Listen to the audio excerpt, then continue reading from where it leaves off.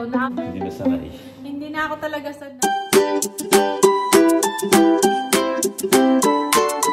Hello kabayan! Always think positive! So ayan, good evening! Gabi na naman. Kailangan naman natin magluto. So, gabi na natin umpisahin yung, yung vlog natin. Kasi yung kaninang umaga, sinali ko dun sa sa vlog ko nung kagabi. Yung naglalaba ako, diba? So, sinali ko kanina kasi tinuloy ko rin yung labahan ko kanina umaga. So, ngayon, separate naman to.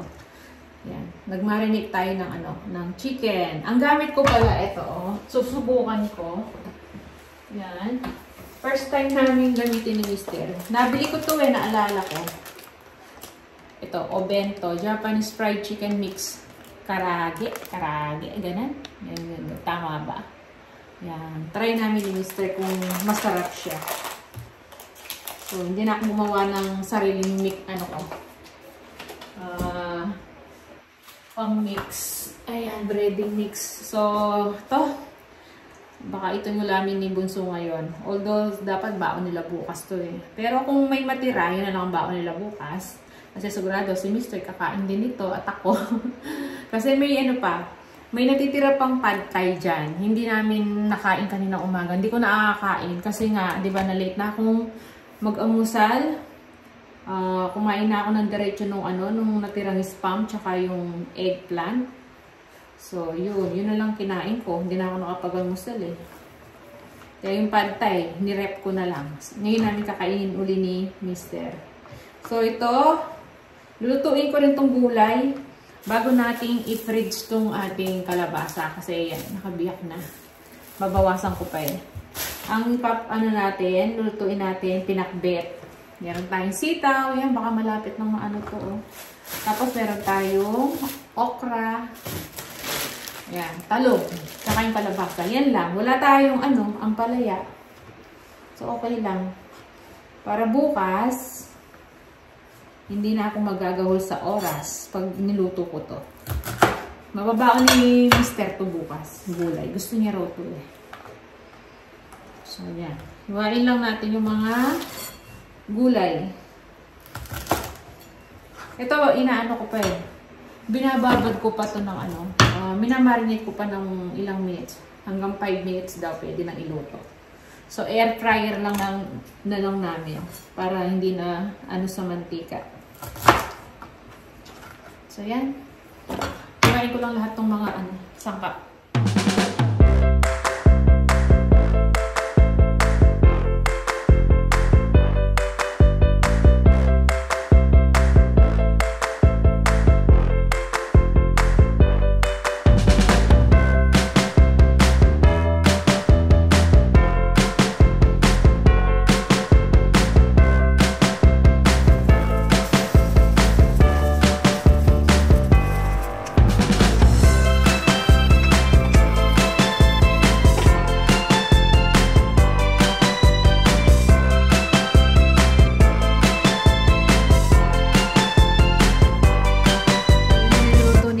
Na karage.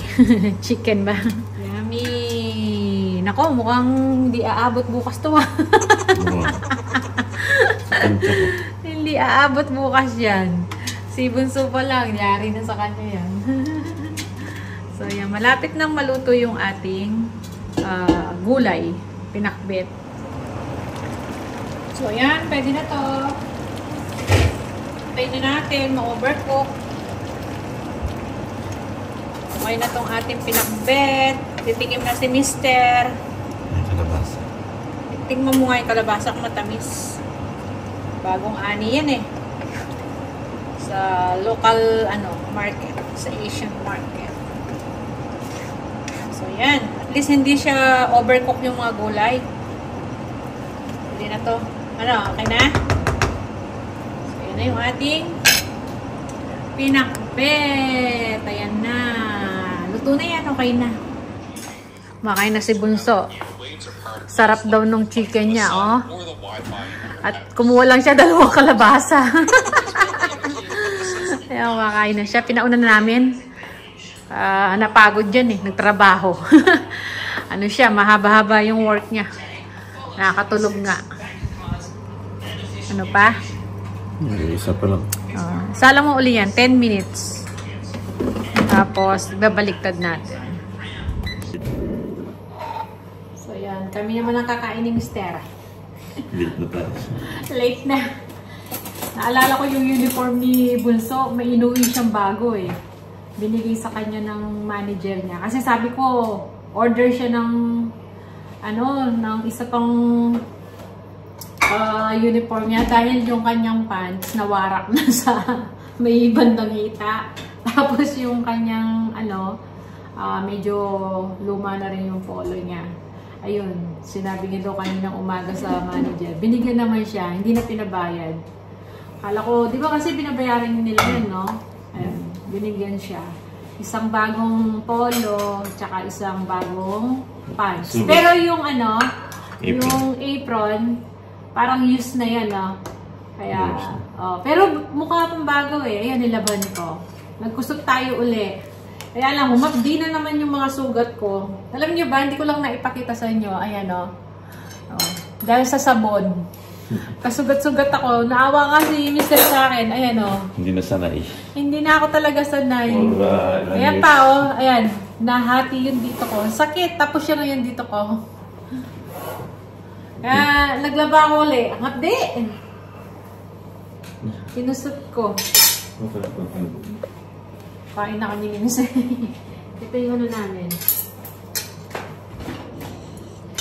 Dinner. Ang dami pa, Hindi ko nakain kaninang umaga kasi na-busy ako sa paglalaba. Meron pa rin pag hinuli. Marami. Kasi inubos ko yung ngayon, di ba? Kaya marami. Yung noodles ng pad thai. Hindi na to. Marami pa. Ay, yung gulay pa. Papak kami ng pinakbit ni Mister. At meron pa tayong dito, cake. Bigay ng Marika to. Dala niya kanina. Ayan, wala na yung isa. Naubos na namin ni Mister. Kinalahati ko yun. Tapos yung kalahati, kinain ni Mister pag uwi niya. Pagdating niya pala. Ayan, yung kalahati. Kainin namin. Alam niyo ba, pumunta sa dahil opening nung ngayon, yung Starbucks. Kaya pala sinundo siya ng friend niya kanina. Dumaan muna sila sa Starbucks para magkape. Ay, Diyos ko, ang haba daw ng pila hanggang labas. Kauna-unahang Starbucks dito, malapit sa amin. Try namin maglakad bukas ni Mister. Silipin namin. Ala, inaano pa eh. Dahil bagong bukas, tapos nag-iisang Starbucks lang dito yon sa Perth. Ala, dinudumog pa. Social, may Starbucks. North of the Perth. Pumunta pa rin. Kaya, kapag okay tayo bukas, yan. Maglalakad kami uli ni Mister. Lakarin namin, punta kami doon. Tingnan natin Baka marites kami. Ngayong Martes kami. Kasi nung pumunta kami doon, naglalakad kami ni Mr. Bibili kami sa chemist ng gamot, tsaka sa IGA yan. Hindi pa siya open, ginagawa pa lang siya. Hindi pa tapos. Ay ngayon, kanina pala nag-open, open na siya. Sabi nga pa. Ang dami daw mga nag-post na sa mga kaibigan niya. Sa FB. Yung isa nga daw, taga Joondalup pa, napunta dyan. Dinayo. So yan, kain lang po kami.